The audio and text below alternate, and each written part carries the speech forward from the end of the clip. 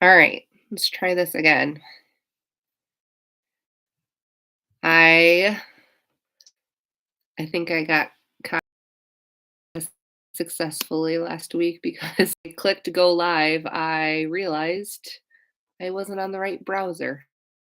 Couldn't do it on my I have to be on my Chrome browser. So I know there were a couple people over, but we'll see if they come over to this new one. But for those, hi, there's Sandy. Hello. I had like this nasty, I don't know, head cold that kind of hit me late Saturday night. And yesterday I did not get a chance to rest. And as soon as I'm done with this, I'm going to go take a nap. But I guess that's just part of this time of year. Hi, Lynn. P. I'll give people a couple minutes. House renovation stuff built. I don't have an exact date for it. The hard part is something road. So it's really hard to find like history on our house because I don't anyways. For the last 4 years or so, I have done as much research as I can, both just online and like anybody else able to hear me at all, or is it just super spotty? It's windy here too. Let me know if you can hear me and if it's too rough.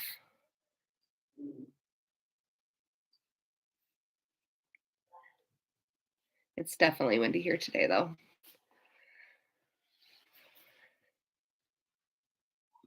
I'll keep going for a minute unless somebody else confirms. It doesn't sound very good. So, anyways, I have a whole binder of like the history of our house, who lived on it when, and there's a couple of the families that I have connected with and gotten some pictures of from like the past. But when your house has been around for 120 plus years, like that's a lot of time. That's a lot of families. Um, okay, good. It's better now for Lynn. So there's just a lot of time. There's a lot of families that have lived there. And there's a period of time that I had some names of people that owned the house, but I didn't have like any information about them. So when I was working in the garden on Saturday, I noticed this truck was kind of like slowly creeping by. And we live on a pretty like not well or often traveled road. Those that drive by, I like recognize because they're neighbors. They drive by it all the time. And this truck that I did not recognize was driving by really like slow. And I was kind of like, to be honest, I was kind of like mean mugging him because I was like, "Why are you being creepy and driving by my house slow while I'm working in the garden?"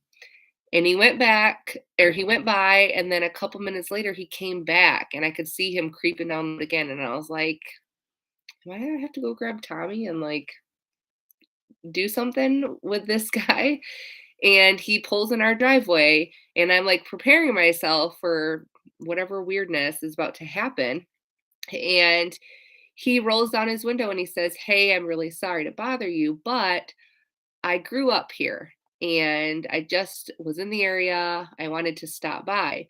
And it was like a switch flipped in me and instantly I was like, "Oh my goodness, like let's be best friends." Like I was so excited because any piece of the puzzle that I can fill with our house's history is like I feel like it's something that I can't if I don't get the information now, those people aren't going to be available anymore. So I want to preserve as much of that information as I can. So he got out and Tommy side of the state now, but he lived in our house during the 80s.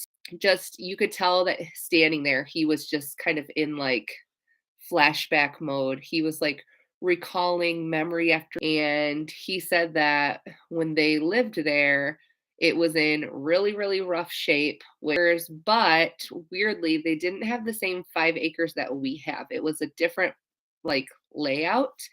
And the farm that owns the fields all around us that originally owned the house or that owned the house before it was separated from those fields, they still owned all of the property.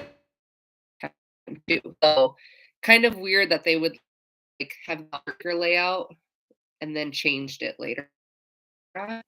Anyway, he ended up getting my number and giving it to his sister, who shared with me a ton of pictures about or from the 80s when they lived there.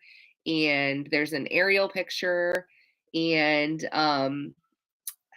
when they lived there in the 80s, one thing I had known about our house is that like somebody had said that there was not like plumbing or electrical in it basically until I thought it was like the 90s when it was restored. And his dad was and he was the one that put like me that a house can live. I mean, even if it wasn't as old as it is, to get to 1980 and not have running water, like that's pretty hardcore for the people that were living there. Um, I also learned that there used to be a root cellar and it was next to the barn. And I have I think what I'm gonna do is maybe in a video later this week, I will compile all of like the pictures that he shared with me and kind of put them side by side with the way it is today and kind of give like a whole summary of the history that I learned. If you guys are interested in that, I know it's not like homesteady type content, but if you like old house history and stuff like that, I think it would be a good way for me to like record keep all of the stuff that he told me. Hey from Minnesota. Appreciate having you here. What other cool things did he share? He said that their garden was in the same spot that my kitchen garden is, which there was no like evidence of garden anywhere. So I feel like, way back legitimate growing food, picked the same spot. Oh, this is kind of the so if you guys know our house, there is a garage that was added on in the 90s. And there's a door from our kitchen that goes into that addition. It goes into a whole window sun porch right off of the kitchen. And it's south facing. And I was like, oh, I want to have a window sun porch off of my kitchen that's south facing. Like, I mean, I like my garage, but why did they not keep that? That's like the most perfect scenario for like starting seeds and oh man, it would have been so awesome if that was there. But I guess when they put the garage on, they decided that would be better to have the sun porch. So that was kind of a sad discovery. What other things did he share? They had two Belgium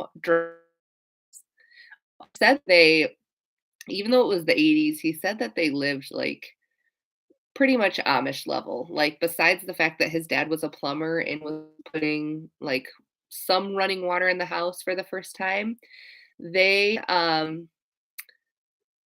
they lived very, very like rustically and cows that they hand milked and actually sold the milk to the Amish. Um, so that was kind of interesting. Still having issues with wind. Bummer. I'll share this story again on Instagram if I watch the replay on this and it doesn't seem like it's understandable, but that is the nature of doing lives and I've kind of always been hesitant to do them just because I feel like it's harder streaming wise for the internet to handle it. All right. Any questions, you guys? Otherwise, I'll go into the ones that I have here. There's just a few, there's not a ton. I have all right. One was from Amanda, and she said, "As a new homesteader, what would you say is the biggest challenge? I'm 44. I've been gardening for 4 years, and it's been a challenge for me every year."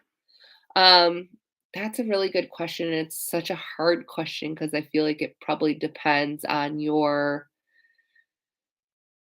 situation, what your skills are, and what your experience is going into it. Um,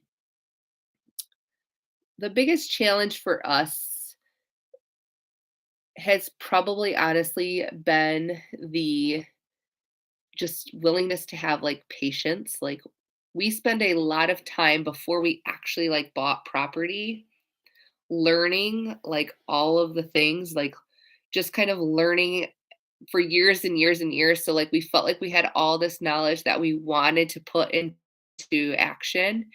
But then when we finally bought property and had space to potentially do things, we had other limitations, whether it be finances or just time to set up infrastructure or a combination of them. So just having patience that it doesn't happen overnight and having the discipline to just accept that doing things little bits at a time is worthwhile. Um, my mantra is just to do a little bit at a time because it adds up. I think that's been the biggest challenge for us is just staying the course and not like accepting that this is a lifestyle that we're building for the long haul. And it's not an instant gratification that happens overnight. Okay, Lynn has a tip. Sources you might want to check out: County Equalization Department, local library, historic department, and the local historical society. I'll have to look at Equalization Department. My She was able from the county library to pull up a ton of plot maps. And that was super helpful because there's last names on the plot maps. And there's not one for every single year, but we were able to get one for like almost every decade, which gave me some guideline to what families owned the property at what point. All right. Destiny is asking, goats for milking, is it worth it? I work full time out of the house. We've had chickens for 7 years. I feel like it's a good next step. Follow me, you know that I don't love goats, and that's just a personal preference, and it's the fact that if I'm going to take the time to clean and milk something, option for small, level people that don't have 7 kids. And she loves them. And some of them she pretty much only ever milks once a day. So if you're working full time and you can get some that are today, um, I think it's easy to really common breeds. They're not like that special, I don't think, at least. Very limited goat knowledge. All right, another question I have here is, do you plan on having any events where we can come out and spend time on the farm? I love old farms and farmhouses. So we just did actually. The end of October, we had an event called the Homesteaders Gathering where we did a whole pig roast and then it was kind of potluck style. So people brought sides and we had a bunch of like harvest party, not like force people to come out of where they're purely social during the summer months. We do a gardening class, meat chickens. I did a canning class. I would love to have like other people teach classes too, like soap making or sourdough. So yeah, we definitely feel called opening up our property as a space for people to be able to come and connect and to learn and just like in person visualizing. I think it's not, everything's kind of cropped out. I want to. All right. Already answered. I did answer that one last week.